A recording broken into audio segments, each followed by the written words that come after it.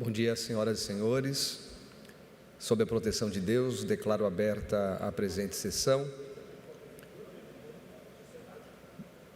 Essa presidência declara que as atas das reuniões anteriores foram lidas e aprovadas, e o expediente foi disponibilizado eletronicamente.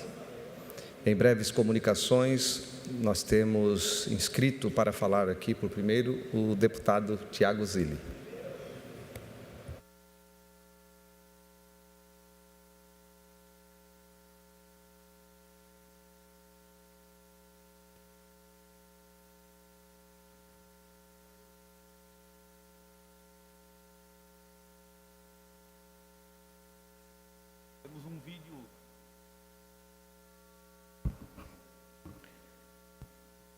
Muito bom dia, senhor presidente, bom dia, deputada Ana, bom dia a todos os deputados que nos acompanham, as pessoas através da TVAL e as pessoas que nos visitam. E, senhor presidente, o que me traz hoje na tribuna é para fazer o destaque de uma feira, a Expo Enote, que vai acontecer nos dias 17, 18 e 19 de outubro, é a 4ª edição, uma feira que nasceu do encontro de operadores de máquina e hoje está se tornando o maior evento do estado de Santa Catarina. Temos lá na região sul, onde é feita a feira, um grande parque de exposição, e estamos recebendo hoje aqui a presença dos diretores, o Walter e o Alex. Queremos agradecer eles por estarem presentes e queremos divulgar para Santa Catarina as oportunidades que o Estado permite, e esta feira vem de encontro a grandes transformações, investimentos, oportunidades. Tive o privilégio de acompanhar a última feira que eles fizeram, confesso que me impressionei do tamanho da organização, de empresas de renome do Brasil inteiro, né, que vieram fazer a sua exposição, e isso nos deixa muito contente, porque a gente vê que é um segmento muito forte, em máquinas também para prefeituras, máquinas que possam ajudar e trazer a tecnologia. Nós vamos apresentar um pequeno vídeo de um resumo que fala da feira e depois nós faremos a etapa final. Por favor, se puder colocar. A Enote começou como uma ideia simples: confraternizar os profissionais do setor de terraplanagem com um grande almoço. O que era para ser um evento para 30 pessoas, rapidamente se transformou em algo extraordinário, atraindo mais de 800 profissionais e suas famílias. 8 empresas acreditaram e se uniram a esse projeto, junto aos 10 associados fundadores do grupo, incluindo Pesa Cat, Timber, Forza J. Malucelli, Romac, Postos Romano, Veneza Equipamentos, Macromac e Bristol, iniciando assim a trajetória de um evento exclusivo do setor em Santa Catarina. Foi uma verdadeira caravana de carretas transportando máquinas pesadas. O sucesso foi tão grande que gerou importantes vendas de equipamentos e novos contatos com clientes. Decidimos dar continuidade ao projeto e o segundo encontro em 2023 se transformou na Expo Enote, mantendo a essência. E mais uma vez, o evento foi um sucesso, com gerações de negócios que superaram 25 milhões de reais e a presença de mais de 4.000 pessoas no Centro de Eventos de Santa Rosa do Sul. Mais de 40 expositores de vários estados do Brasil. A Expo Enote também trouxe competições entre operadores, promovendo entretenimento e lazer, aumentando ainda mais a força do evento. Logo, a Expo Enote se consolidou a nível nacional, recebendo convites para participar da Paving em São Paulo em 2024 e do Brasil Equipo Show em Jaguariúna em 2025. Na terceira edição, em 2024, voltamos com tudo. Tivemos mais de 90 expositores, mais de 40 equipamentos pesados vendidos, 2 milhões em peças e acessórios para máquinas pesadas e 4 milhões em consórcios e seguros, gerando impressionantes 70 milhões de negócios. Mais de 5.000 pessoas passaram pelo evento, solidificando a Expo Enote como a maior feira do gênero no sul do país. Nosso grupo conta com 10 associados. Presidente, Wagner Walter. Vice-presidente, Gustavo Bittencourt Rodrigues. Secretário, Alex Bianchim. E tesoureira, Graciele Lendecker. E os associados: Matias Maróstica, Gesiel Evalt da Silva, Alex de Medeiros Cardoso, Douglas Martins, Laudeli Martins e Roberson Scheffer Coelho. A próxima edição da Expo Enote promete trazer ainda mais diversidade e oportunidades de negócios, com um foco especial no segmento de agricultura. Todos estão convidados a se juntar a nós nesse grande evento que se tornou referência no Brasil. Este é um pequeno resumo da última edição, que foi a terceira feira que aconteceu lá na região sul, e uma feira que passou de 8 expositores para quase 100, para ver a importância do segmento, para dar oportunidade e para a geração de tecnologia, desenvolvimento de máquinas pesadas. Então eu quero parabenizar a empresa, o presidente, o Wagner Walter, o Alex, que está acompanhando, o Queco, que é o secretário, que nos atendeu tão bem lá, e mostrar para Santa Catarina o poder que a gente tem quando se une, quando tem planejamento, e o poder de investimentos e de trazer novos negócios, não é? E depois estaremos apresentando uma homenagem para eles, mas quero agradecer a oportunidade, parabenizar e convidar para todos, não é? Em outubro, dia 17, 18 e 19, lá em Santa Rosa do Sul, a 4ª Expo Enote. Obrigado, senhor presidente. Obrigado a todos. Um breve à parte, se me permite, deputado Thiago Zilli, senhor presidente, demais colegas. Queria parabenizá-lo por trazer à tona essas informações, e isso demonstra a capacidade criativa do catarinense. Além de trazer a inovação, promover negócios, como foi dito no vídeo, algo que começou de uma forma tênue, pequenininha, e eu não tenho a menor dúvida de que a tecnologia, a digitalização do maquinário agrícola vai fazer com que se transforme ainda mais num dos maiores encontros, a exemplo de outras grandes feiras que temos aqui, Itaipu Rural Show lá no Oeste, que começaram pequenas e que certamente já demonstram a grandiosidade da capacidade empreendedora e da capacidade de educação que tem o catarinense ao reunir operadores de máquina. É um negócio muito sério, e eu parabenizo por trazer à tona essas informações, e também aos nossos amigos da região. Um abraço. Obrigado, deputado Mota, e é verdade. Eu confesso que quando eu cheguei para visitar a feira, a minha impressão, cheguei a me impressionar com o volume e com a organização e os modelos de máquina que existem. Então é uma oportunidade muito grande de negócio. Obrigado. Deputado Mário Mota, o senhor está com a palavra agora no seu tempo regimental.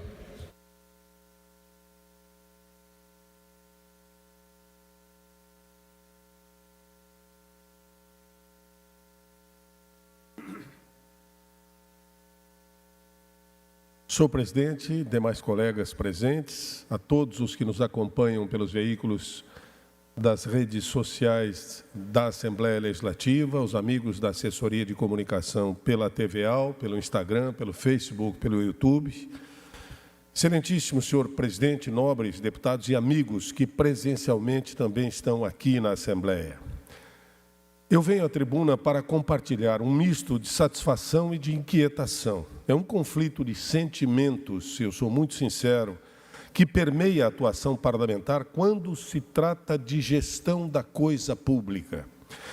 Eu refiro-me hoje à situação das marquises de concreto do Hospital Infantil Joana de Guzmão. O hospital é referência pediátrica desde 1979, quando foi concluído. Só em 2022, para que tenha uma ideia, mais de 88 mil famílias foram atendidas na emergência do hospital. Logo após assumir o nosso mandato há 2 anos, em março de 2023, preocupado com a visível falta de conservação daquelas coberturas de concreto do ambulatório e da emergência, são lajes suspensas sem apoios, nós protocolamos um pedido de informação à Secretaria de Estado da Saúde, questionando as condições daquelas duas marquises. Para ilustrar as estruturas em questão, eu trago imagens que eu peço sejam exibidas no telão. Aí está.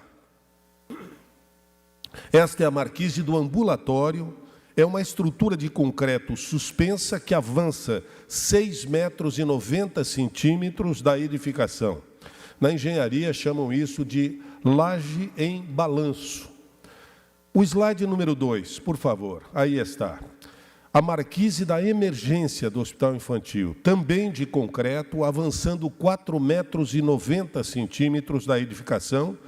Aliás, essa imagem já nos assusta, porque ela evidencia algumas deteriorações já perceptíveis em 2023. A dúvida encaminhada à Secretaria Estadual da Saúde era simples. A pergunta era: essas marquises que abrigam pacientes, familiares e profissionais estão seguras?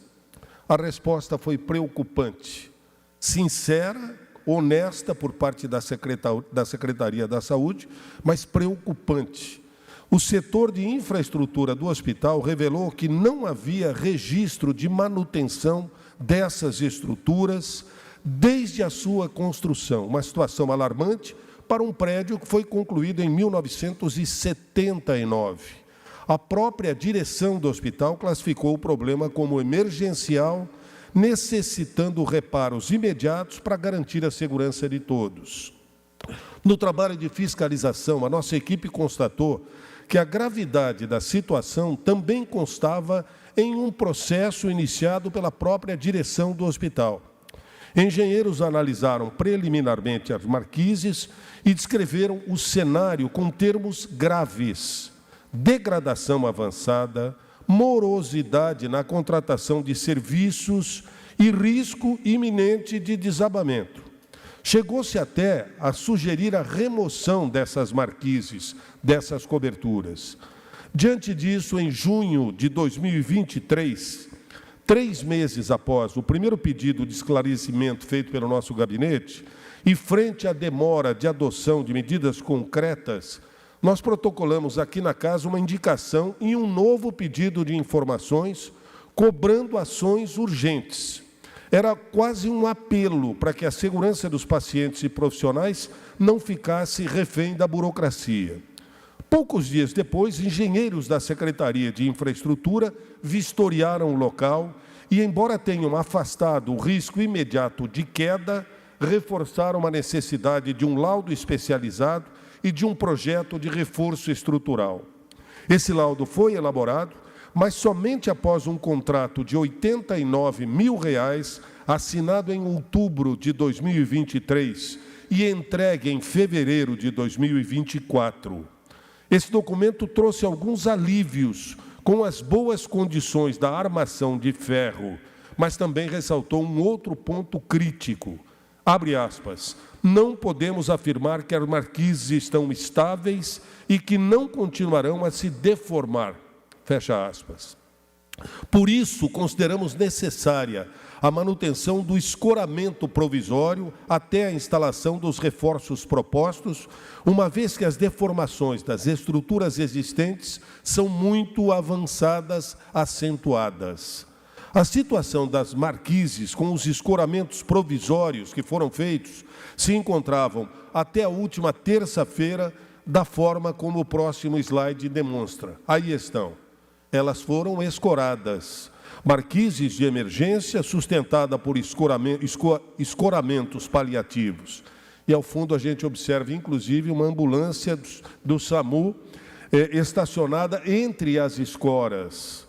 Seguindo com os desdobramentos, em setembro do ano passado, finalmente um contrato de R$ 142 mil foi firmado para a execução dos reforços estruturais.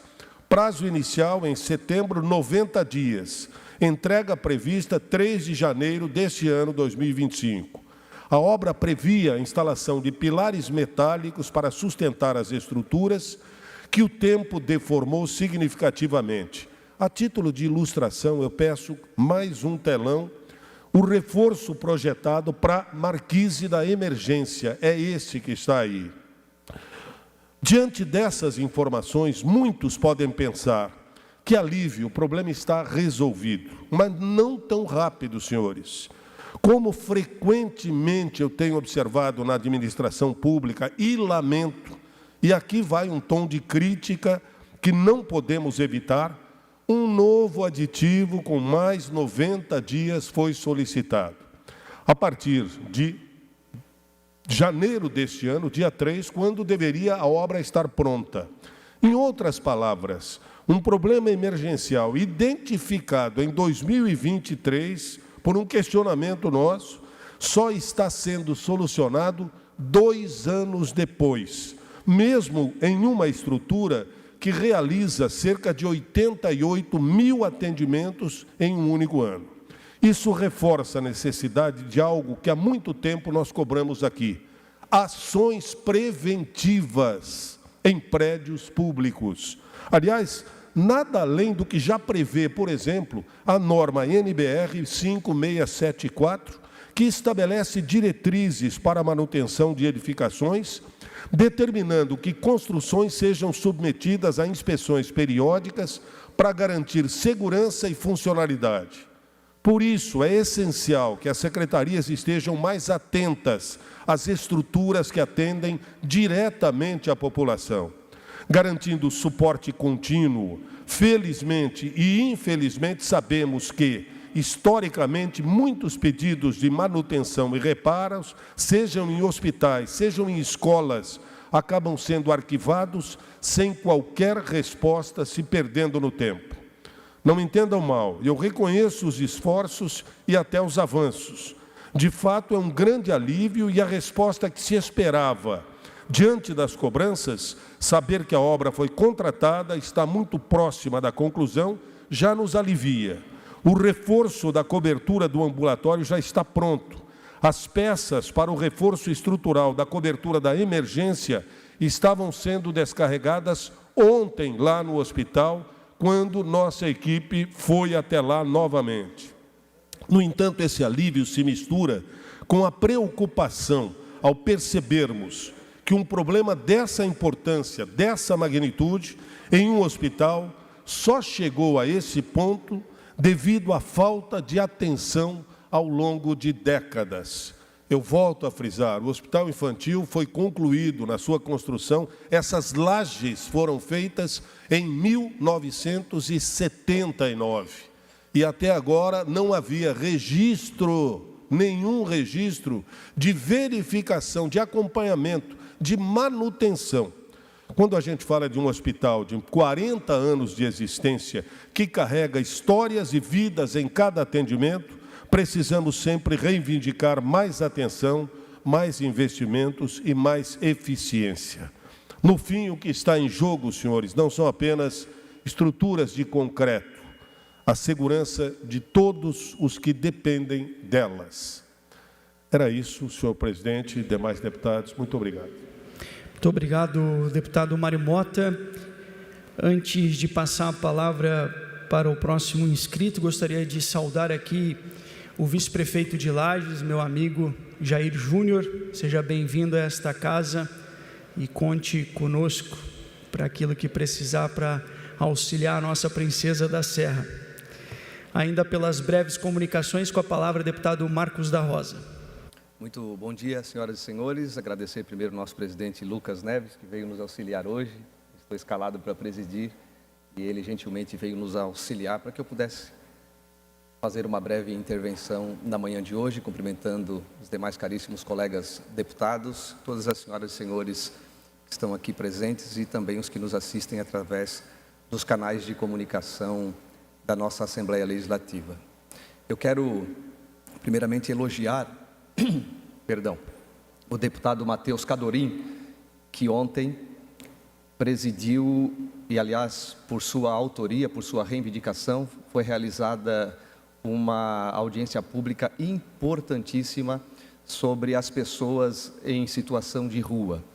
As pessoas que comumente eram chamadas de moradoras de rua. e foi muito prestigiada. Tivemos vários prefeitos aqui, vice-prefeitos, vereadores, os deputados participaram também massivamente. Esse, eu diria que é um dos principais temas, um dos principais desafios da administração pública e da população catarinense, quiçá de todo o país. O índice alarmante, o crescimento alarmante de pessoas em situação de rua tornou-se realmente um grande desafio para a administração pública. E nós ouvimos várias sugestões, vários embates também, e nós temos aqui unir forças, deputado Matheus Cadorim, para resolver este problema. E nós temos conhecimento de algumas entidades que fazem um papel relevante para ajudar, para auxiliar o Estado no tratamento dessas pessoas.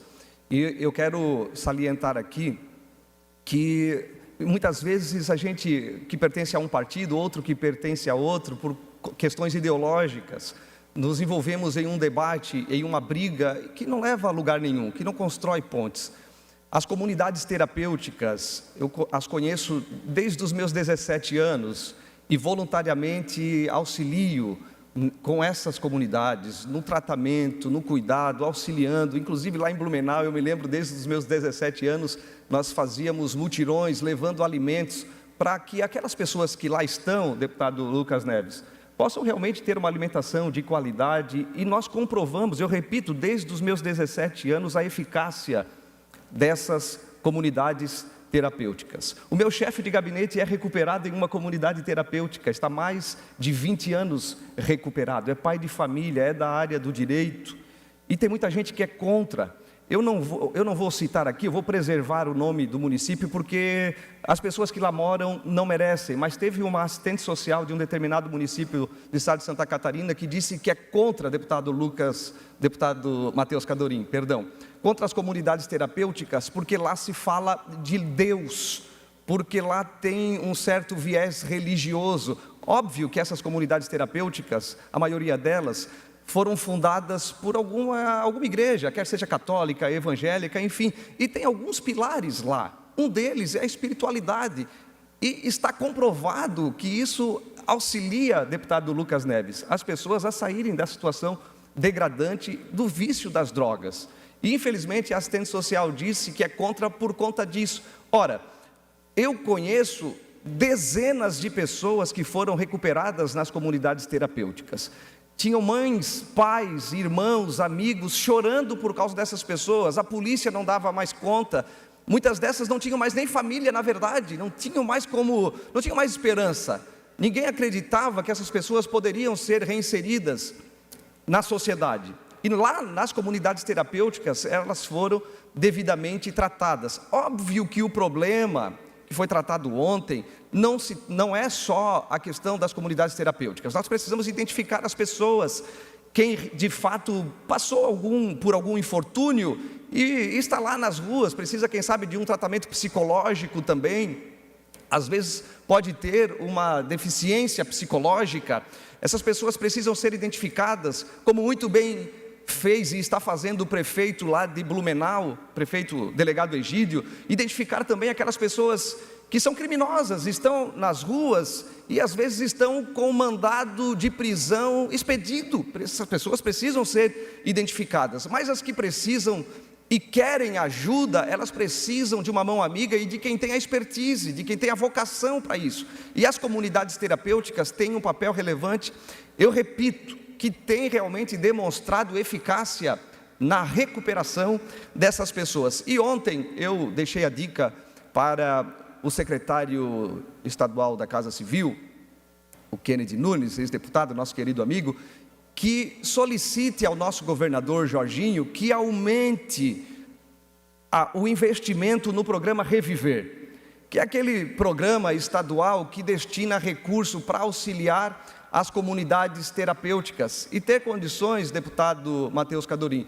de realmente fazer esse tratamento, porque a maioria dessas comunidades vivem por conta própria, por doações de pessoas que gostam, que acreditam, que elas realmente têm um papel relevante, mas eles fazem aquilo que o Estado não consegue fazer. Eu repito, eles têm a expertise, eles têm a vocação, e portanto o Estado precisa apoiar com mais ênfase, com mais força.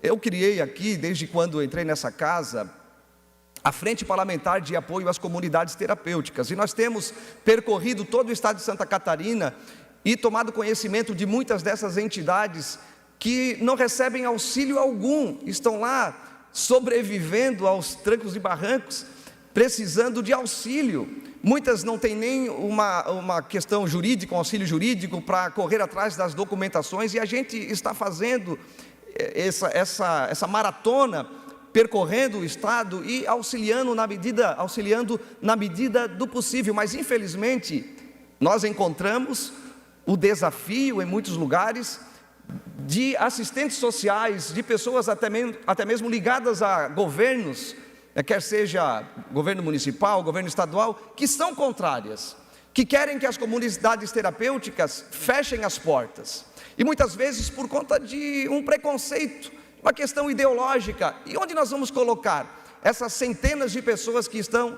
nas comunidades terapêuticas, que cerca de 60%, 70% delas são recuperadas? Elas voltam para o mercado de trabalho, voltam para as suas famílias.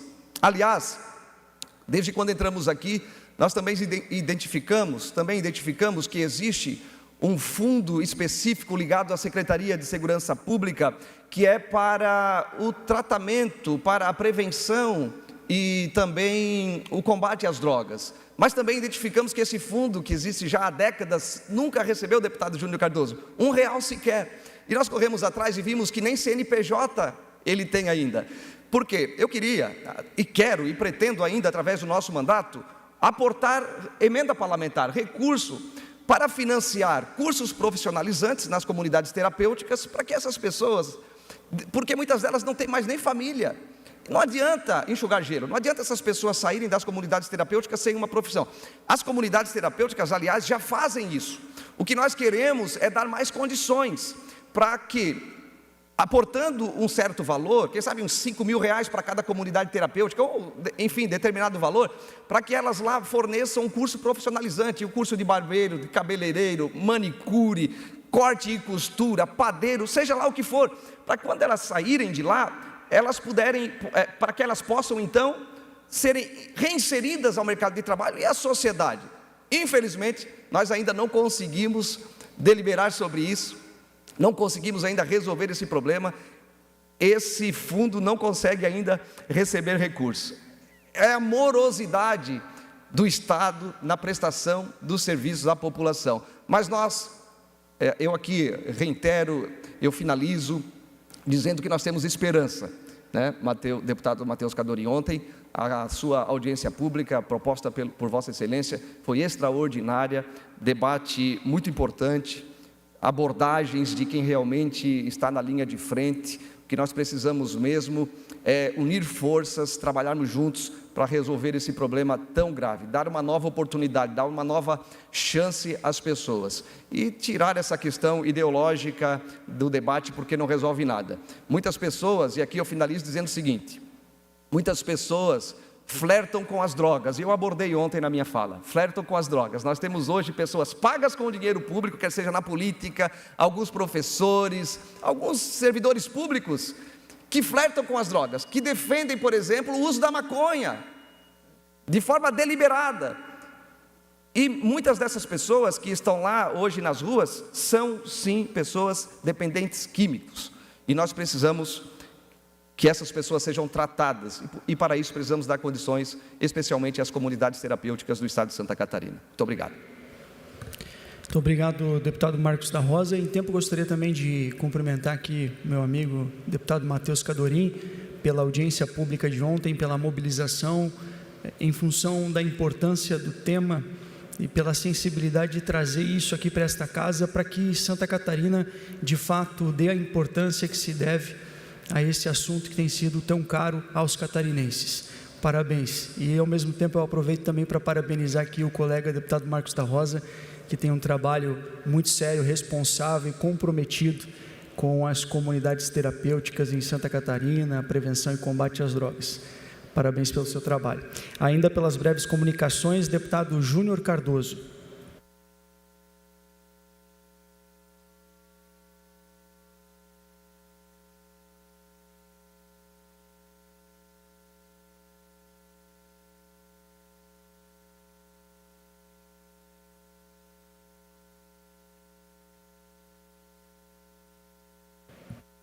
Senhor presidente, meu amigo deputado Marcos da Rosa, me sinto orgulhoso de ter Vossa Excelência presidindo essa sessão. Obrigado. No momento em que eu faço meu pronunciamento. Cumprimentar os demais deputados que estão em plenário, parabenizar também meu amigo Matheus Cadorim, nosso deputado, pelo grande movimento. Vamos tirar até a palavra audiência, o grande movimento que Vossa Excelência promoveu aqui nessa casa ontem, no sentido da conscientização. Também me pronunciei aqui com projeto de lei e o senhor pode contar comigo. Estamos juntos, tá bom? Quero destacar aqui hoje um absurdo que está acontecendo, um assunto que versa usando o Ministério Público do Distrito Federal, que está querendo legalizar o aborto até os 9 meses. Os senhores sabem disso, os que estão nos vendo e nos ouvindo através do sistema de comunicação dessa casa. Pessoal, vou repetir, o Ministério Público Federal está tentando legalizar o aborto até os 9 meses. E alguém pode me dizer, mas deputado, no Distrito Federal. Gente, isso pode chegar aqui em Santa Catarina daqui a pouco.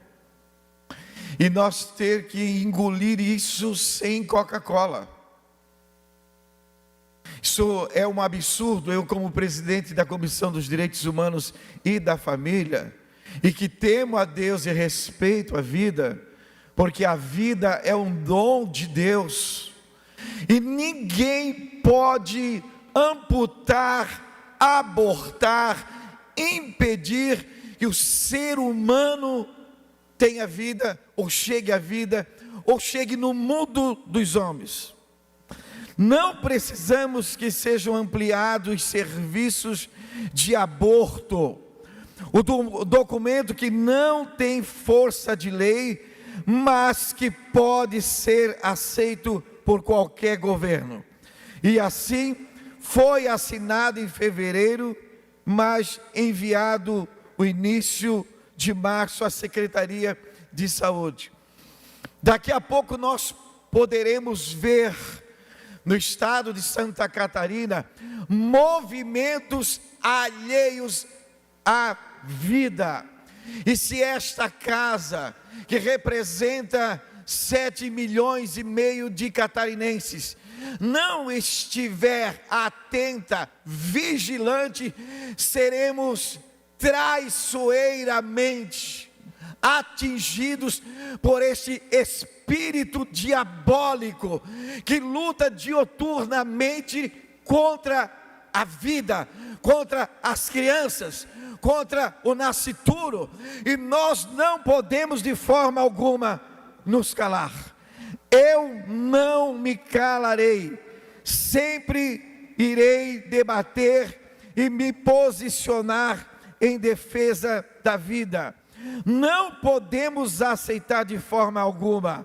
Estamos falando de bebês, estamos falando de pessoas como nós, crianças que ainda estão no ventre de uma mãe, mas elas não têm uma metralhadora, elas não têm um fuzil ou uma arma que possam usar para se defender. São seres humanos indefesos e que estão vulneráveis, suscetíveis a um ato de crueldade. Nós não estamos falando de uma abóbora ou de coisas, nós estamos falando de pessoas. O salmista, um dia ele escreveu um texto muito pertinente para auxiliar a minha fala e o meu discurso.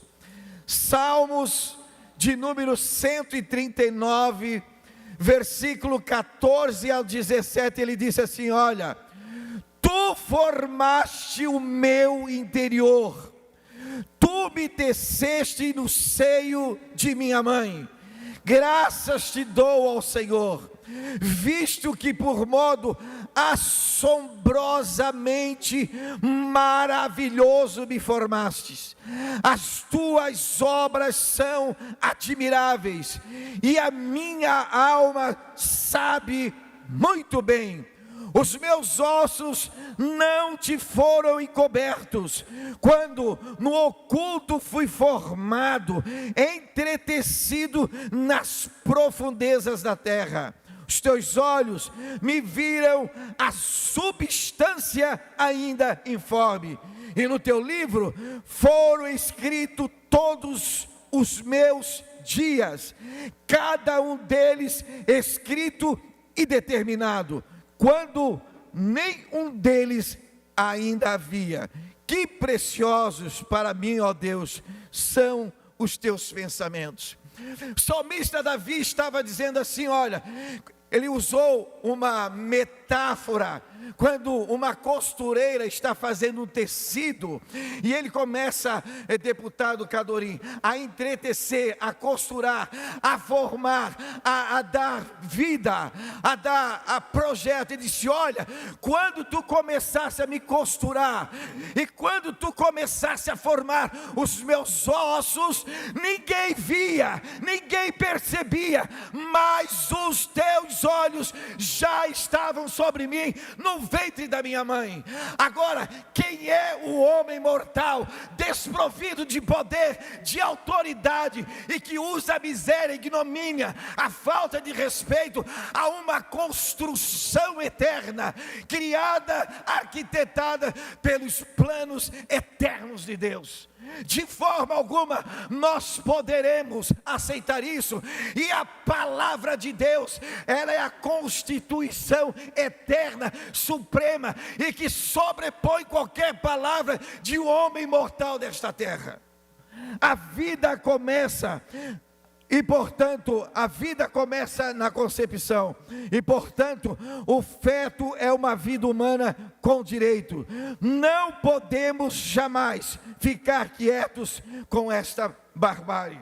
Senhor presidente, eram essas minhas palavras, mas que o meu discurso ecoe nos quadrantes desta casa, e que os catarinenses saibam que nós estaremos aqui vigilantes, e que a palavra de Deus não vai passar, e qualquer espírito que venha sobrepor a vontade humana vai cair por terra, com certeza. Meu muito obrigado.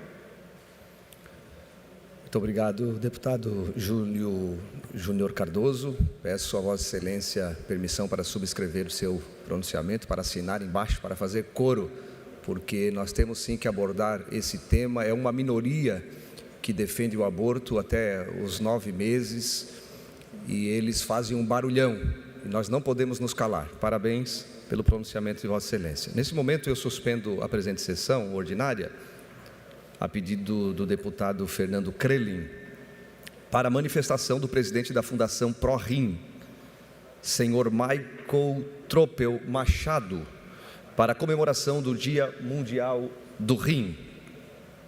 Eu repito, a pedido do deputado Fernando Krelin, eu suspendo a presente sessão ordinária para a manifestação do presidente da Fundação ProRim, senhor Michael Tropel Machado, para a comemoração do Dia Mundial do Rim. O senhor está com a palavra. Obrigado, deputado Marcos da Rosa. Quero agradecer o deputado, em nome do deputado, agradecer toda essa casa que tanto tem trabalhado pelos nossos catarinenses. Ao exemplo de ontem, deputado Matheus Cadorim, com essa audiência pública para resolver o problema dos moradores de rua.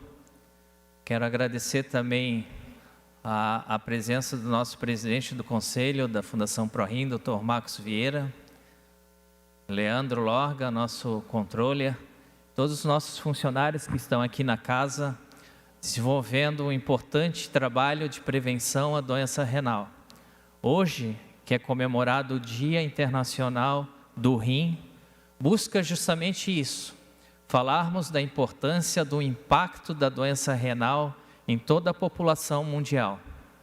Uma doença silenciosa que, se não falarmos de prevenção, esse paciente do dia para a noite vai estar lá numa clínica de hemodiálise, fazendo seu tratamento dia sim, dia não, e entrando para uma lista de espera, deputados, de transplante renal, que hoje são 40 mil pacientes que aguardam somente no Brasil por um transplante renal. A hemodiálise, ela não reverte o problema renal, deputado Gessé, mas sim, ela mantém a sobrevida do paciente renal até a esperança de um transplante. Então, falarmos sobre o problema da diabetes, falarmos sobre o problema da hipertensão, é essencial para que o paciente não chegue a um nível de doença renal que necessite desse tratamento tão sofrido, não só para o paciente, mas para toda a família, porque esse paciente, além de estar acometido de uma doença grave, muitas vezes perde seu emprego porque tem que estar lá na clínica, um simples feriado ele não consegue viajar com a sua família, então realmente é um problema social muito grande. E assim, o estado de Santa Catarina é modelo para o Brasil a partir do momento que ele criou também uma política estadual do cuidado desse paciente renal, do cuidado no sentido da prevenção, porque a doença renal existe em 5 estágios, e hoje, através dessa política, os pacientes com estágio pré-hemodiálise, estágio 4 e 5, são atendidos por todas as clínicas, as 28 clínicas que existem no estado de Santa Catarina, que atendem SUS. Importante falarmos que os municípios devem pactuar com essas clínicas o atendimento ambulatorial estágio 1, 2 e 3, ao exemplo de alguns municípios que assim já estão fazendo, para evitar que o paciente evolua na sua doença renal e chegue realmente numa máquina de hemodiálise. A Fundação ProRim é uma instituição aqui do nosso estado com 37 anos, fez o primeiro transplante renal através do nosso fundador, Dr. José Aloysio Vieira, em 1978.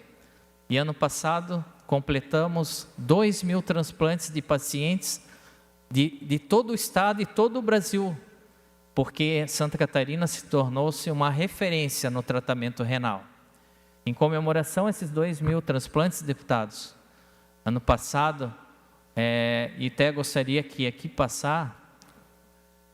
o Balé Bolshoi criou uma coreografia em homenagem a esses 2.000 vidas transformadas, que aqui gostaria que pudesse ser passado aqui para todos os deputados, para todos os aqui presentes e todos aqueles que estão assistindo essa sessão.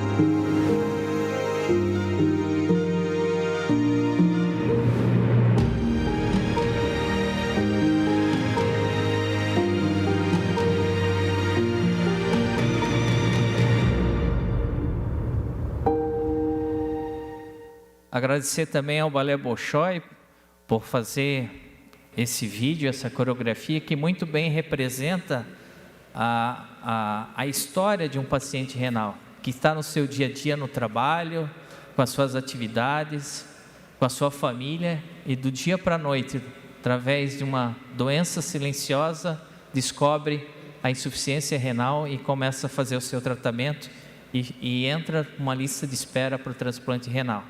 Essa é a jornada do paciente renal. Queria também falar das unidades da instituição, que não só em Joinville, está em São Bento, Mafra, Jaraguá, Balneário Camboriú, e agora, a partir desse ano, estamos inaugurando uma unidade aqui em Palhoça para atender todos os pacientes que assim necessitam do tratamento renal. Uma instituição que atende 99% SUS. Não faz só hemodiálise, faz prevenção, ao exemplo da atividade que estamos fazendo aqui de prevenção nessa casa. Agradecer ao deputado Fernando Krellen pelo espaço cedido e falarmos também que a instituição teve no final de 2024 o projeto do Hospital de Transplante, lá em Joinville, aprovado pela Vigilância Sanitária, e esse hospital vai possibilitar que pacientes do estado todo, do Brasil todo, possam vir para Joinville, para o nosso estado, e ganhar uma nova esperança de vida. Esses 40 mil pacientes que aguardam pelo seu transplante renal. Gostaria também de falar da importância do subsídio da tabela SUS, e aqui os senhores deputados têm ajudado muito, não só as instituições de hemodiálise, mas os hospitais filantrópicos do estado de Santa Catarina, que as emendas parlamentares elas vêm e possibilitam todo esse atendimento. 80% dos hospitais do estado de Santa Catarina são atendidos através das entidades filantrópicas de nosso estado. É um estado também referência nessa assistência através do terceiro setor. Isso é muito importante. Não tirando o mérito da gestão pública, mas a gestão particular, através das entidades filantrópicas, a gente tem mais flexibilidade e facilita a gestão, e o modelo de Santa Catarina é um modelo também exemplo para todo o Brasil. A instituição tem unidades no Tocantins, para os senhores terem uma ideia, lá é o inverso, 80% gestão pública, 20% filantrópicos. E o modelo de Santa Catarina realmente é um modelo a ser replicado para todo o Brasil. Dentro da agenda comemorativa desses 2.000 transplantes que a instituição está fazendo, deputado Mário Mota, lembro muito bem, deputado, das premiações da BRH, do Prêmio Ser Humano, e o deputado sempre com palavras gentis, antes de anunciar o prêmio da Fundação ProRim, que ganhou muitas vezes o Prêmio Ser Humano, ele tecia elogios à instituição. Desde já agradeço por várias vezes levar o nome da Fundação ProRim, o trabalho desenvolvido pela instituição. E dentro dessa agenda de comemoração aos 2.000 transplantes, a instituição fez corridas, caminhadas, passeios ciclísticos. Estaremos fazendo agora, dia 28 de março, um show nacional com a cantora Alcione, lá em Joinville, no Square. E que gentilmente ela doou o seu cachê para a instituição, para que a gente consiga buscar essa sustentabilidade, esse desafio diário que é fazer saúde no Brasil, fazer saúde, principalmente através do Sistema Único de Saúde. Mas felizmente a instituição tem crescido, graças ao apoio de toda a comunidade que doa para a instituição, aos senhores deputados que sim doam através das emendas parlamentares, e todas as empresas amigas da Fundação ProRim. Então, desde já agradeço e reforço a importância da prevenção à doença renal, na atenção básica, para que os nossos pacientes não precisem desse tratamento tão dolorido que e o impacto que gera tão grande que é o paciente numa máquina de hemodiálise. Mais 30 segundos, por favor. Muito obrigado a todos pelo espaço cedido. Um abraço. Deputado Matheus Cadorim. O senhor pode ficar por aí, por gentileza. Presidente Maicon, Que honra poder estar aqui hoje, presenciar o crescimento da ProRim, o desenvolvimento dessa estrutura, dessa instituição que tanto orgulha o joinvilense. O senhor, se não me engano, também já foi paciente renal quando criança e hoje assume a presidência da ProRim, né, demonstrando todo o ciclo positivo que mesmo as pessoas com a doença, né, podem ter quando tem um bom atendimento, quando tem o tratamento adequado. Eu, enquanto gestor dos bombeiros voluntários, me espelhava muito na ProRim, na gestão, na organização, no respeito, no crescimento, na visão de futuro que a empresa sempre teve. E hoje ela é referência por todas essas gerações de pessoas que passam lá, por todos os funcionários dedicados, a organização que vocês têm. E repito aqui, um grande orgulho para a cidade de Joinville. O transplante de rim hoje, se eu não me engano, corresponde a 67%, quase 70% de todos os transplantes de órgãos do Brasil. E vocês estão à frente dessa importante missão. Só a ProRim, mais de 2.000 transplantes ao longo desses anos. Parabéns, podem sempre contar conosco aqui na Assembleia, em Joinville, enfim, onde for necessário, para que a gente possa alcançar todos os seus sonhos, todos os objetivos da ProRim, o novo hospital, todo aquele grande projeto que vocês merecem. É um projeto grande, é do tamanho da ProRim aquele hospital e com certeza vocês vão ter todo o apoio necessário para poder alcançar esse objetivo também. Parabéns à ProRim, ao senhor presidente, a Josi e todo mundo aqui da equipe, contem sempre conosco. Um abraço. Obrigado, deputado. E só para finalizar, um brinde à ProRim do jeito que tem que ser, com água. Muita água, é isso aí, deputado. Deputado Mário Mota. Saudando nosso presidente da ProRim, Josi e toda a equipe que aqui se encontra, eu queria destacar, além do trabalho de desenvolvimento de busca dos transplantes através dos hospitais, as campanhas de prevenção, que eu acho sumamente importante e que já eram desenvolvidas desde a sua fundação. Previna-se das doenças renais, o esclarecimento, a educação que une saúde e informação, eu quero crer seja tão importante ou mais do que o atendimento direto ao final, quando pouco há que se fazer a não ser o transplante, pouco há. Eu costumo dizer que coisas ruins não são o que de pior pode nos acontecer em vida. Coisas ruins não são o que de pior pode nos acontecer em vida. O que de pior pode nos acontecer em vida é nada. É não acontecer mais nada na vida da gente. E eu imagino que para quem necessita de um transplante, seja exatamente esse interregno de tempo até o momento em que recebe um novo rim, nada acontece a não ser a hemodiálise diariamente, a necessidade do atendimento. Então, parabenizo a ProRim por tudo que já fez e por tudo que fará certamente de hora em diante. Parabéns a vocês. Muito obrigado. Obrigado, deputado. Deputado Márcio Machado. Obrigado, presidente. Em exercício, deputado Marcos da Rosa, cumprimentar o nosso presidente da ProRim, toda a equipe que se faz presente. Quero, na mesma toada, do deputado Mário Mota, a importância de nós prevenirmos, mas muitas vezes nós não fazemos aquilo que precisa ser feito por desconhecimento. Uma das questões mais problemáticas que hoje nós precisamos, e aí foi brindado com a água, mas que seja uma água alcalina, porque a água ácida, ela atua no organismo para trazer pedra nos rins. Olha só que interessante isso. Então, estudando através do Dr. Lair Ribeiro, ele vai dando várias dicas, várias sugestões, e uma delas curou meu pai que tinha doença de Crohn. Doença de Crohn. E ele diz o seguinte, que quando o cidadão vai lá, toma um copo de refrigerante, o corpo fica ácido, acidifica o corpo, e a cada copo de refrigerante eu tenho que tomar 32 copos de água da boa, e não é água. Daí tu pega uma água, por exemplo, da Serra Catarinense, que é uma água que deveria ser muito boa, ela é ácida. Então a necessidade hoje de alcalinizar a água, mas se eu não sei, eu não luto. O peixe só sabe que está na água depois que tu tira ele da água. Então a saúde vai a cavalo, mas volta a pé. E para encerrar minha fala, presidente, saúde não é tudo, mas tudo é nada sem saúde. Então, a importância, sim, de nós conscientizarmos as pessoas da importância delas se prevenirem, fazer exercício, tomar água em quantidade, mas água de qualidade.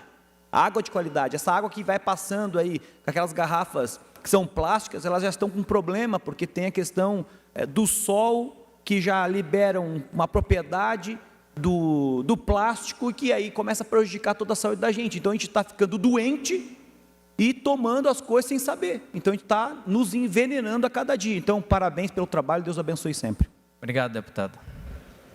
Muito obrigado. Considerações finais, o senhor pode ficar à vontade. Só reforçar o agradecimento, e realmente esse dia é muito importante, porque é o momento de a gente despertar essa importância da prevenção. Aqui mesmo, nessas atividades feitas na LESC, nesses 2 dias que a instituição está aqui, fazendo teste de creatinina, teste de hipertensão e diabetes, a gente já foi possível detectar algumas pessoas que precisam de um cuidado, um alerta aí sobre o problema renal. Isso é essencial a gente estender a toda a população catarinense. Obrigado, deputado. Nós é que agradecemos, portanto, ao senhor Maicon e também à ProRim. Agradecemos também ao deputado Fernando Krelin, que sugeriu essa intervenção. Obrigado pelo presente. Eu estava olhando aqui as recomendações para a prevenção, são 10 itens, tem um que eu preciso cumprir aqui, que é ir ao urologista pelo menos uma vez por ano. As demais eu até que estou bem. Muito obrigado. Bom. Um abraço. Obrigado, presidente. Ainda suspensa a sessão ordinária, a pedido do deputado Matheus Cadorim. Obrigado. Neste momento, nós vamos ouvir a manifestação do vice-presidente do Centro de Engenheiros e Arquitetos de Joinville, o SEAGE, senhor Alfredo Herbst Neto, para homenagear os 70 anos da fundação do SEAGE. O senhor Herbst está acompanhado de Janaína Andreasa, que é representante do CREA-SC, e do Álvaro Dourado, diretor-geral da Mútua SC. O senhor está com a palavra. Bom, muito bom dia a todos, senhor presidente. Muito obrigado pelo espaço cedido aqui nessa Casa do Povo. Eu agradeço aos nossos colegas engenheiros, associados do Centro de Engenheiros e Arquitetos de Joinville, que hoje vieram aqui para nos prestigiar. E também o representante do CREA Santa Catarina, engenheira Janaína, associada do Centro de Engenheiros de Joinville, o CAJ, e também do engenheiro Dourado, Álvaro Dourado, que é o nosso diretor-geral da Mútua Santa Catarina, que é a Caixa de Assistência dos Profissionais. Muito obrigado. E também o engenheiro Penter, que também no CREA da Santa Catarina. Muito obrigado pela presença de vocês. É com muita honra e orgulho que represento nesta Casa do Povo catarinense o Centro de Engenheiros e Arquitetos de Joinville, CEAJ. Nossa entidade nasceu do espírito empreendedor da nossa gente e com a característica visão de inventar o próprio futuro, típico do estilo da nossa terra. Chegamos no futuro com muitas razões para festejar nossa história.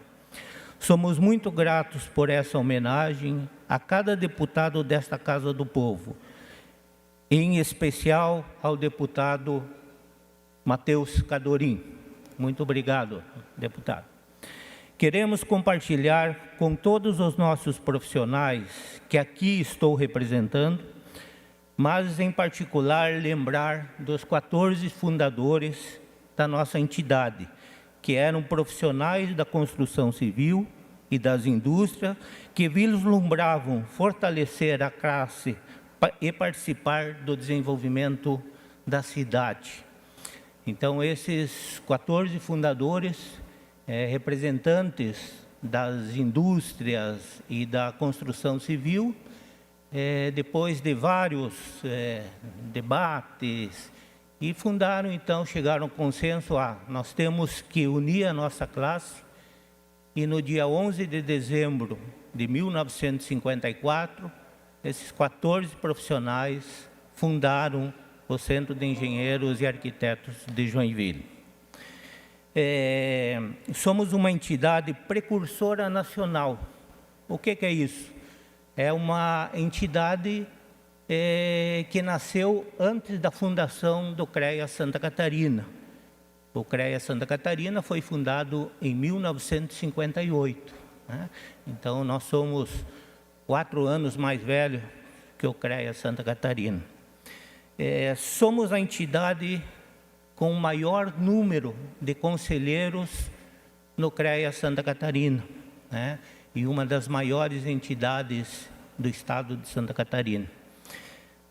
Contamos hoje com mais ou menos 2.500 profissionais da engenharia, agronomia, arquitetura e geociências que estão ligados ao Centro de Engenheiros e Arquitetos de Joinville, CAJ.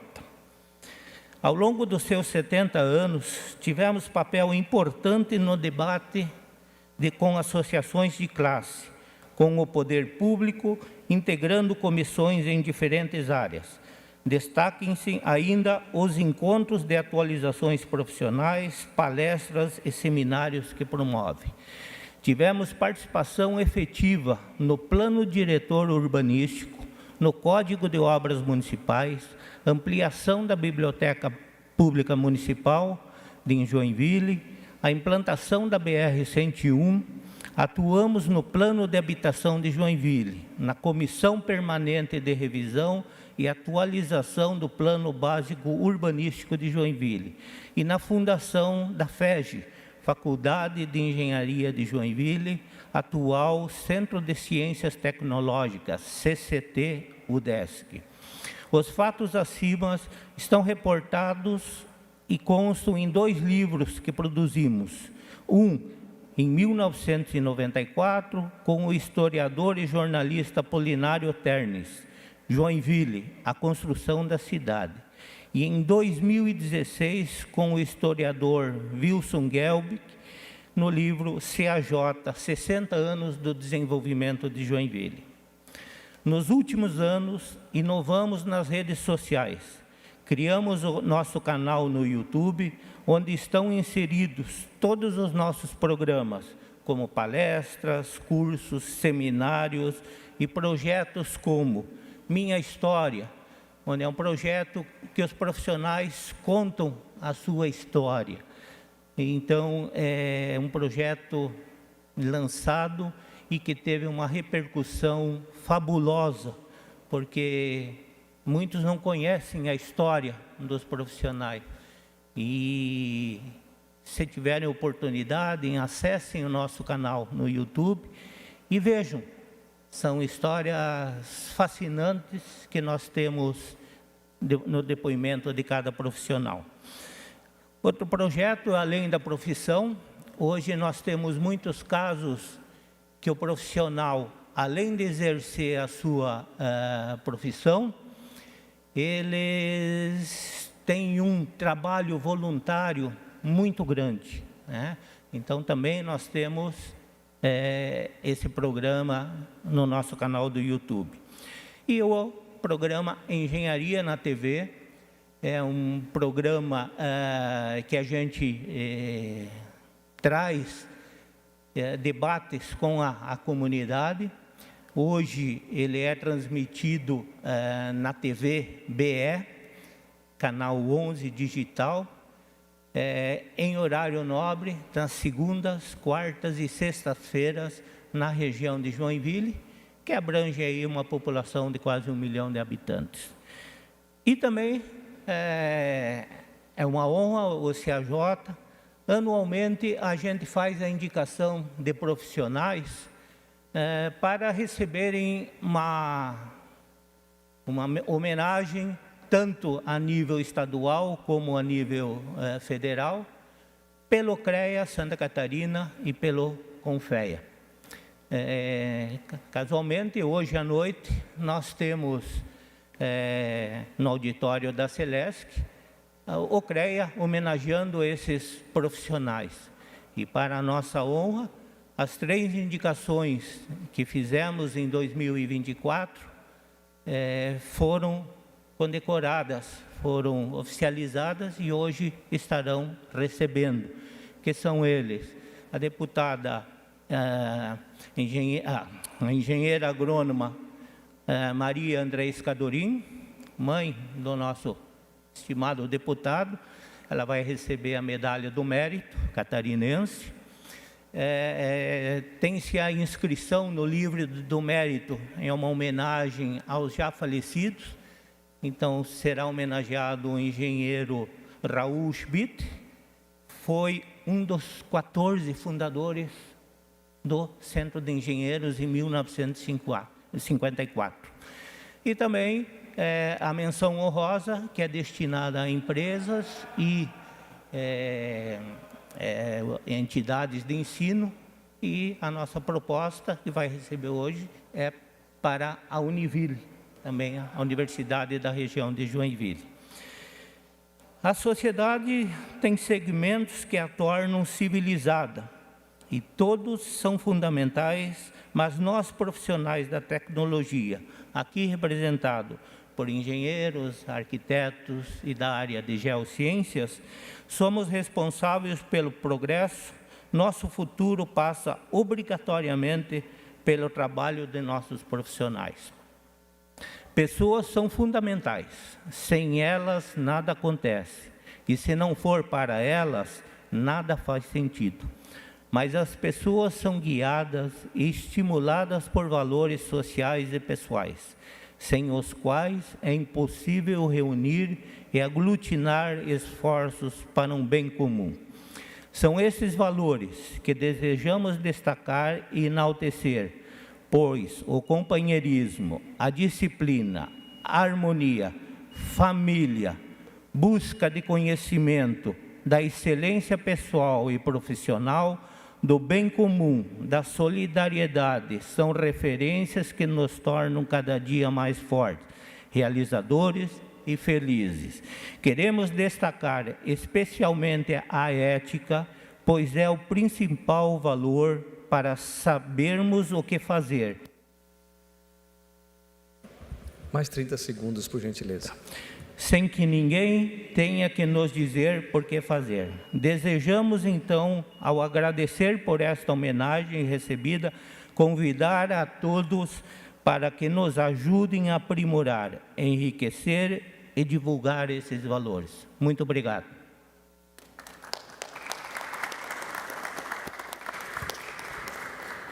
Vamos ouvir o deputado Matheus Scadorin, que foi solicitante dessa suspensão. Que satisfação, novamente, aqui agora como proponente dessa homenagem. 70 anos. Não é qualquer instituição que completa tantos anos de vida. Realmente ela se comprova por sua eficiência, por sua necessidade, por suas entregas, uma data tão longeva de celebração. E eu tenho 2 exemplos em casa, tenho 2 engenheiros em casa, então eu sou até suspeito para falar. Mas na posse do CREA, lá em 23, no início do mandato, eu me recordo que eu ainda estava me acostumando, não me acostumei ainda, presidente, com a história de Vossa Excelência, de autoridade, né? E eu fiz uma relação com o que eu achava que era autoridade, que eu tinha aprendido em casa desde cedo, que a autoridade é quem transforma a terra em comida, é quem faz cálculos no papel e constrói pontes, né? Com estudos leva a gente a navegar, leva a gente para o espaço. Isso sim é autoridade, né? O Brasil precisa de mais engenheiros, precisa de mais arquitetos, precisa de mais lógica. Hoje a gente se perde em questões não deixam de ser importantes, né? As ciências humanas, mas as exatas são a que efetivamente constrói uma nação, constrói uma economia, e nós estamos com uma defasagem gigantesca hoje de alunos que querem entrar nos cursos de exatas de todos os setores. E vocês aqui com 70 anos de atuação são aí o alicerce, são um exemplo claro de que é possível fazer um trabalho sério, justo e que faz entregas para poder se manter tantos anos funcionando e com tanta representatividade quanto o CAJ tem hoje. Então, que a gente tenha mais autoridades como os engenheiros, arquitetos, através do exemplo que o CAJ traz por mais 70, 140, enfim, quantos anos forem necessários. Muito obrigado, parabéns. Deputado Márcios Machado. Obrigado, presidente. Quero cumprimentar todos que fazem parte dessa história tão bonita e ratificar o nosso compromisso com a engenharia, com a arquitetura, com o trabalho técnico. Não sei se os senhores são sabedores, eu sou o único deputado dos 40 que tem uma equipe de engenharia e arquitetura. Nosso gabinete se paga, vice-presidente, se paga. Então, nós doamos projetos para as prefeituras, nós doamos projetos para o governo do estado, para poder fazer quadras poliesportivas, fazerem estruturas que venham ao encontro da comunidade. Então, eu estou muito orgulhoso dessa minha iniciativa e quiser ser do Brasil como um todo.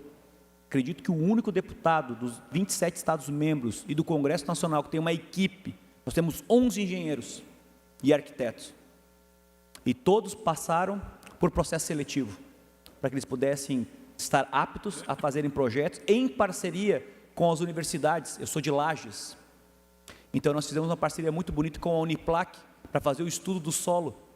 Olha só que interessante, eles ficam um sábado o dia inteiro e não sei o que, eu fui lá, me apavorei, falei, vamos fazer um crossfit, né, porque vocês ficam mais forte com aquele equipamento, e aí isso nos engrandece muito. Então, nós conseguimos fazer vários centros de terapia, pista de skate, quadras poliesportivas, capela mortuária que a gente não inaugure, né, estão bem longe para inaugurar, mas que entregue para a comunidade. Então, a gente está muito feliz e que bom que vocês estão aqui, ainda mais capitaneado pelo deputado Cadorim, que nos orgulha muito a sua atuação aqui também na Assembleia. Obrigado.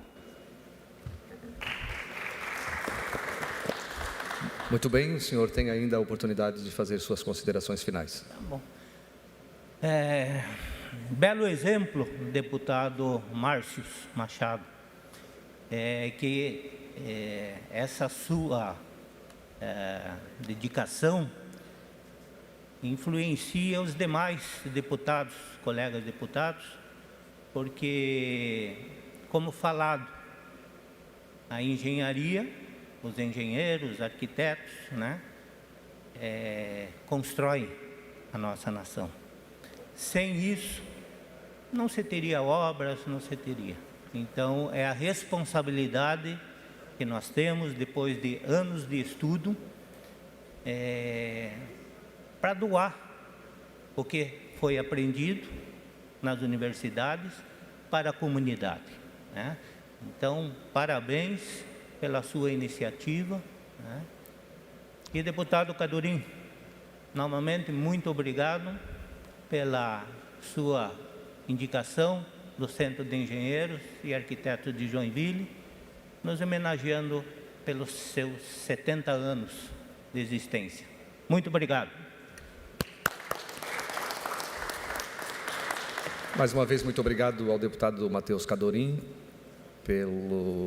pela solicitação e obrigado também ao senhor Alfredo Herbst Neto e também a todas as pessoas que estão aqui acompanhando. Reabro a sessão ordinária. Vou dar aqui um minutinho para que nós tenhamos condições de fazer regimentalmente a abertura, perdão.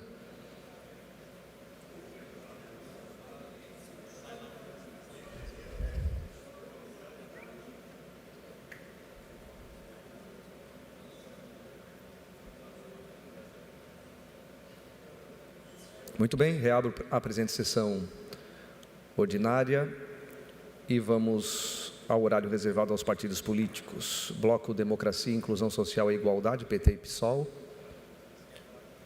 Republicanos e Novo. Deputado Matheus vai fazer uso da palavra? Ok. Deputado Matheus Cadorim.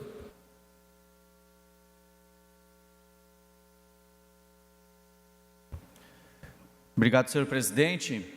Gostaria de agradecer pela maciça participação dos nobres colegas deputados ontem na nossa audiência pública sobre a questão das pessoas em situação de rua.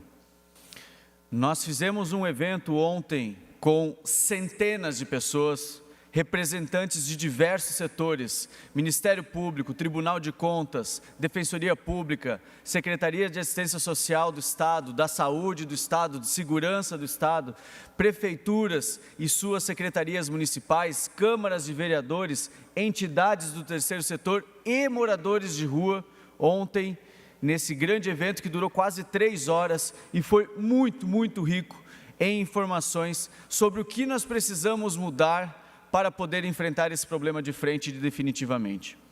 Hoje, o governo faz a parte dele, com a polícia intervindo nos casos de furtos, agressões, ameaças, enfim, e as prefeituras também fazem a parte delas, com a assistência social e a Secretaria de Saúde, dando higiene, alimentação e oportunidade de emprego para as pessoas em situação de rua. Mas isso, no caso da polícia, por exemplo, não há a previsão de prisão preventiva em casos de furto, de reincidência, de prisões em flagrante, porque a pena tem menos de 4 anos. E na questão da assistência social e da saúde, não há a possibilidade de intervenção involuntária para as pessoas que têm problemas com a adicção de droga ou a questão psiquiátrica, que é a grande maioria dessas pessoas que se encontram em situação de rua. E qual é o problema disso? Legislativo. Como é que a gente consegue avançar nessas questões se nós não mudarmos as atuais leis? Até porque o próprio Ministério Público segue a legislação atual e está processando judicialmente prefeitos e agentes políticos que têm tomado a iniciativa de ir lá e compulsoriamente ou involuntariamente retirar aquelas pessoas em situação de rua que necessitam claramente da ajuda do Estado. Então nós temos sim um trabalho de trazer dignidade para essas pessoas, mas é preciso sim a mão forte nesse caso, para que a gente possa resolver essa situação que de 2017 para o ano passado passou de 1.700 moradores de rua registrados para quase 11.000 este ano, segundo o CadÚnico, e isso com certeza subnotificado, porque essa população tem uma característica nômade e fica difícil de fazer o registro de todos eles. E aí, claro, se traz todo um transtorno também de questão de segurança, que hoje é o que mais prejudica a população em geral. A audiência pública ontem teve o grande mote de oportunidade para quem quer, tratamento para quem precisa e cadeia para quem merece. E nessa pegada, nessa toada, nós fizemos sugestões para dois âmbitos, estadual e federal. Para o estadual, nós iremos compilar essas informações e trazer projetos de lei para serem aplicados diretamente aqui na LESC. Para as sugestões de modificação de leis federais, um documento a ser enviado para a nossa bancada federal catarinense lá no Congresso. Algumas das sugestões que foram apresentadas, por exemplo, a possibilidade de prisão preventiva para crimes recorrentes, presos em flagrante, que tenham cometido furtos, por exemplo, que tenha penalidade abaixo de 4 anos. Ou também a condicionalidade do Bolsa Família, porque hoje você tem uma pessoa em situação de rua que se declara em situação de rua e recebe o Bolsa Família sem necessidade de comprovar nada. O Bolsa Família, para quem tem família, tem que comprovar carteira de vacinação assinada, filhos na escola, e quem está em situação de rua não precisa comprovar nada, e a gente recebe denúncias de que tem traficante com máquina de cartão no meio do pessoal no dia do recebimento do Bolsa Família. Então o Bolsa Família sustentando o vício, sustentando essas pessoas na rua. Outra sugestão, minha sugestão, de que a gente torne a prática de pegar moradores de rua, encher uma van com eles e despejar em outra cidade, se torne um ato similar ao tráfico humano, porque não é possível que a gente tenha essa atitude covarde e desrespeitosa de agentes políticos jogando a responsabilidade para o seu vizinho. Então, vários projetos, várias sugestões foram dadas lá, de diversas frentes. Eu agradeço a todos pela participação. Eu nunca vi um bolo tão grande de autoridades sendo lido num evento. O mestre cerimônias tomou 2 copos de água lá para conseguir ler o nome de todo mundo. Então, muito prestigiado mesmo. Os deputados, novamente agradeço pela participação, pela rica informação que trouxeram. O prefeito Adriano de Joinville fez uma grande explanação sobre o que está fazendo lá também. Prefeito de Balneário Camboriú, a vice-prefeita de Florianópolis. Então, muito obrigado a todos pela presença e obrigado à casa pela organização do evento, que podia ter dado muita confusão, mas foi extremamente zeloso com a organização, respeitoso em todos os sentidos, por conta da organização que foi feita pelo pessoal da Casa Cerimonial, segurança, recepção e tudo mais. Muito obrigado a todos que participaram. A partir de agora, nós vamos compilar essas informações e avançar com os projetos dentro da Assembleia e na Câmara Federal também. Muito obrigado a todos, tenham um bom dia.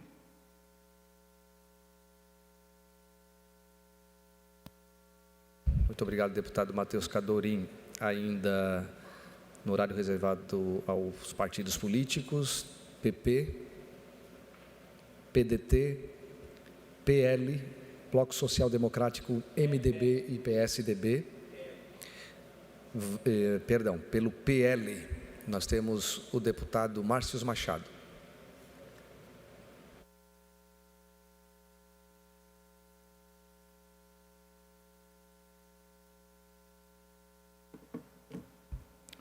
Presidente, cumprimento Vossa Excelência, deputado Marcos da Rosa, cumprimento a todos que nos assistem nos canais respectivos. É uma honra estar aqui na tribuna, ainda mais falar sobre questões importantes de Santa Catarina, como o levantamento feito pelas duas coordenadorias regionais de educação, seja em Lages, seja em São Joaquim, para que a gente possa colocar em operacionalização toda a determinação feita pelo governador Jorginho Melo, para que a gente possa trocar a rede elétrica das salas de aula, das escolas do nosso estado, nessas duas regionais em especial, para a gente possa instalar os ares condicionados. Então, eu recebi a grata notícia, satisfação, de que na Regional Lages já está em andamento 3 unidades escolares e mais 23 unidades já está autorizado para que iniciem as obras para poder trocar toda a rede elétrica. Trocando toda a rede elétrica, nós vamos poder colocar os ares condicionados, seja nesse calor que nós estamos passando, na era dos extremos, seja no frio intenso, especialmente da Serra Catarinense. Na regional também de São Joaquim, eu recebi uma notícia maravilhosa do nosso coordenador Murilo. Nosso coordenador de Lages é o professor Armando. E aqui o professor Murilo nos apresenta várias escolas, como por exemplo, a Alexandre de Guzmão, em Bom Retiro. Nós temos a escola Manuel, ali em São Joaquim. Nós temos várias escolas, como Martim de Raro também, para que a gente possa agilizar todo esse procedimento e aí conseguir trazer de fato os resultados necessários para melhorar a educação. E nessa mesma toada, nós conseguimos, através de uma grande ação feita com o governador Jorginho Melo, que nos autorizou a fazer 12 projetos de engenharia e arquitetura para que a gente possa reformar as quadras poliesportivas das escolas. 2 estão aptas a receberem agora a ordem de serviço. Escola Emiliano Ramos, de Capão Alto, um abraço ao professor Antônio Matos, e também a Escola Manuel, lá de São Joaquim. As duas terão uma quadra revitalizada, moderna, bonita, com alta tecnologia.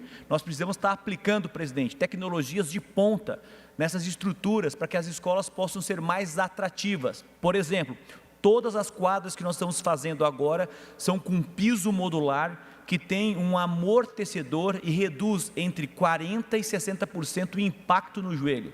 Não adianta nós incentivarmos a prática de esporte, porque é importante jogar o vôlei, o futebol, handebol, o basquete, mas de repente o cidadão está jogando, dá um problema na articulação, ele vai para onde? Vai para a fila do SUS, e mais um desgaste, mais um tempo moroso, que nós sabemos que, apesar de todos os esforços que o governador Jorginho Melo está fazendo, que nós conseguimos mais de 760 mil cirurgias, mais que o estado de São Paulo, Minas Gerais, Rio de Janeiro, em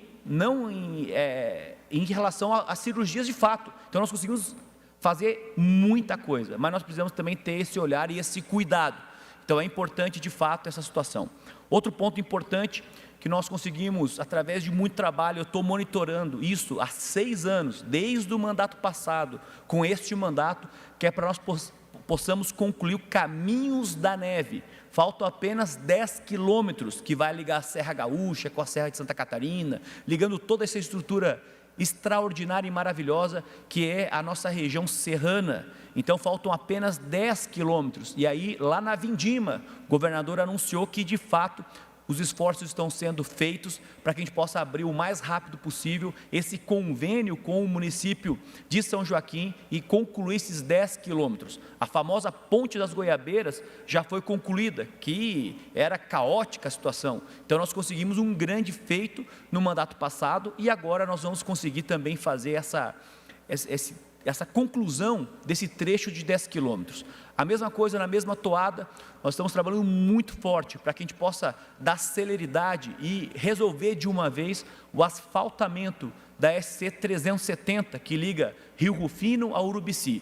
Já iniciou de Urubici 6 quilômetros, depois de muito trabalho e uma audiência pública feita na Câmara de Vereadores de Urubici, a empresa se comprometeu, porque ela estava fazendo uma birra danada, ela não fazia o dever de casa, a gente cobrando, o coordenador regional da infraestrutura, que é o Ricardo Costa, em cima, notificando nas 3 ações que a empresa tem, ela foi notificada nas 3, seja conservação, manutenção e pavimentação, que é um desrespeito com a sociedade de Santa Catarina, e aí eles fizeram os 6 quilômetros, estão avançando, e nós conseguimos, através também desse trabalho, juntamente com o secretário Jerry Comper, para que logo, logo iniciem e seja autorizado o início das obras de Rio Rufino para Urubici. Rio Rufino para Urubici. Então, as 2 frentes de trabalho para que a gente possa concluir o mais rápido possível essa importante obra de Santa Catarina. Então, dentro dessa toada, nós estamos trabalhando nesse sentido. Vale ressaltar também, quero aqui agradecer muito a parceria que nós estamos fazendo com as prefeituras da Serra Catarinense, em especial com a prefeita Carmen Zanotto de Lages, no qual agora nós estamos conseguindo acelerar todos os projetos. Não adianta você levar o dinheiro, não tem projeto, tu leva o projeto, mas daí existe uma vaidade, um boicote, um não sei o que eu possa aqui definir em qualquer tipo de adjetivo, que vão deixando para o lado. É interessante. Quando você vai passando nos municípios, tu pergunta, olha, eu estou trazendo um recurso para esse município, vocês têm condições de fazer o projeto? A gente não tem engenheiro, eu tenho um engenheiro, eu tenho 2 engenheiros. É inadmissível isso. Uma prefeitura, que é uma máquina de fazer prestação de serviços, não ter capacidade técnica para poder agilizar os projetos, e aí a gente começa a fazer os projetos, e muitas vezes nós entregamos os projetos, a prefeitura não abre a licitação, e depois de um tempo pedem para a gente atualizar o projeto. Então você começa a andar igual caranguejo, vai para o lado, anda um pouquinho para frente, mas vai para o lado, e aí vai para trás. Então a gente precisa que a sociedade receba o que de fato eles merecem, que é esse retorno da sociedade. O que é o político? Nada mais é que uma ponte entre os anseios, os desejos da comunidade com o poder público. Aí tem um deputado que faz essa ponte, que consegue trazer recursos de grande monta, e de repente há 2 anos está parado o dinheiro, 3 anos está parado o dinheiro, daí quando começa a fazer, por exemplo, câmeras de monitoramento, que são de grande relevância, eu vou no município tiver a capacidade do gestor de dizer o seguinte, não, peraí, você colocou R$150 mil, nós já compramos as câmeras de monitoramento, você pode mudar de objeto, mas como que eu vou mudar de objeto se não é no ano subsequente, que já está há 2, 3 anos parado o dinheiro na conta? Poxa vida, CU tem 200 mil câmeras de monitoramento, 200 mil câmeras de monitoramento, a polícia não vai dar conta com o efetivo que tem, se dobrar, triplicar, quadruplicar, também não vai dar conta. Então nós temos que utilizar as tecnologias a nosso favor, e quando nós colocamos as câmeras de monitoramento, tem que ter câmera de alta qualidade, agora a câmera que tu consiga enxergar até a íris do cidadão. Poxa, tem câmeras que tu pega a longa distância, consegue identificar a placa, de repente eles compram umas câmeras ruins. Tem que ser câmeras de alta qualidade, colocar inteligência artificial para monitorar as pessoas. Inteligência artificial hoje é o que vai nos ajudar em muito com a questão da segurança pública, porque de repente tem um cidadão que está com um mandado de prisão aberto, ele está lá passeando para cá e para lá, tu consegue identificar e capturar aquele cidadão. Por quê? Porque ele não pode estar na comunidade, não pode estar na sociedade, porque ele cometeu um erro e ele tem que pagar pelo erro que ele fez. De repente furtam um carro. Como é que nós vamos conseguir chegar com uma câmera de monitoramento com inteligência artificial? E só não na cidade, mas agora nós precisamos também ampliar para o interior, e que é de fundamental importância. Chega de roubo de gado, chega de sacanagem com a família do campo. De repente ele tem lá um gado, tem um bichinho, tem um negocinho, o cidadão vai, um indivíduo, que não é um cidadão, um indivíduo Um sujeito vai lá, mata o animal, traz um transtorno danado para a família tinha aquele animalzinho ali para poder ter um sustento, conseguir um dinheiro, e mesmo que ela tenha um recurso bom, ela é dela, ninguém pode mexer o que é da gente. Então, se nós temos lá uma enxadinha, guardadinha num cantinho, ninguém pode ir lá levar aquela enxada, só se você der aquela enxada. Então, como é que nós vamos conseguir fazer isso? Trazendo estrutura de ponta, para que a gente possa elevar ainda mais o estado de Santa Catarina nos níveis. É a melhor polícia? Muito bom. Agora nós precisamos trazer mais e mais ferramentas, e uma delas é através da inteligência artificial.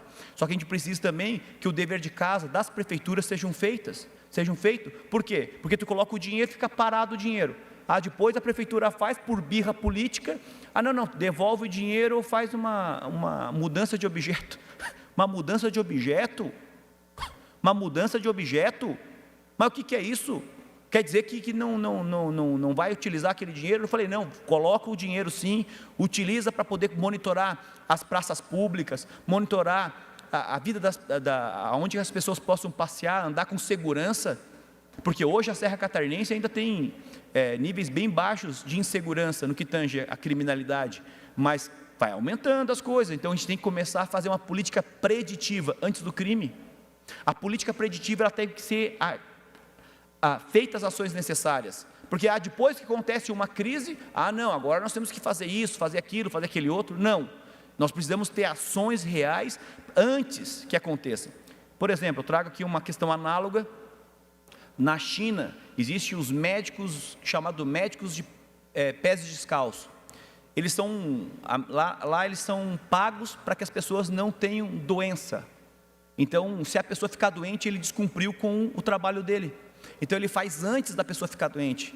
Então é isso que nós precisamos estar fazendo ações antes que aconteçam, senão ficar enxugando o gelo. Aconteceu um negócio lá não sei o que, enxugou o gelo. Agora precisa não sei o que, enxugou o gelo. Então o poder público precisa agir, só que infelizmente o poder público ainda está muito moroso, muito lento com as coisas, e aí precisamos dessas tecnologias, precisamos também que as coisas fluam, porque muitas vezes lutam-se pelos direitos, e é importante pelos direitos, mas nós temos deveres, e os deveres devem ser cumpridos. Quantos recursos nós temos parados, que não andam? Por quê? Porque é uma morosidade, porque é muita coisa. Então precisamos trabalhar nessa toada também, de estar melhorando a vida das pessoas, como essa ponte que venha devolver o que nós pagamos de impostos, nada mais que isso. Só que as pessoas muitas vezes se contentam com migalhas, e hoje não, nós temos que sentar no banquete da vida, ter um maná, o melhor dessa terra. E como é que nós vamos fazer isso? Trabalhando, desenvolvendo novas ferramentas e tecnologias para que a gente possa trazer os resultados reais para a sociedade. Obrigado, presidente. Ainda no horário reservado aos partidos políticos, Bloco União, PSD e PRD. Ok, vamos então à ordem do dia. Eu tenho uma comunicação para fazer aqui pela presidência. Comunico que será encaminhado aos destinatários, conforme determina o regimento interno, as seguintes indicações: 176 a 179, 181 e 182. Não havendo mais oradores inscritos, essa presidência, antes de encerrar a sessão, convoca outra solene para as 19 horas, para concessão de título de cidadã catarinense. Declaro encerrada a sessão.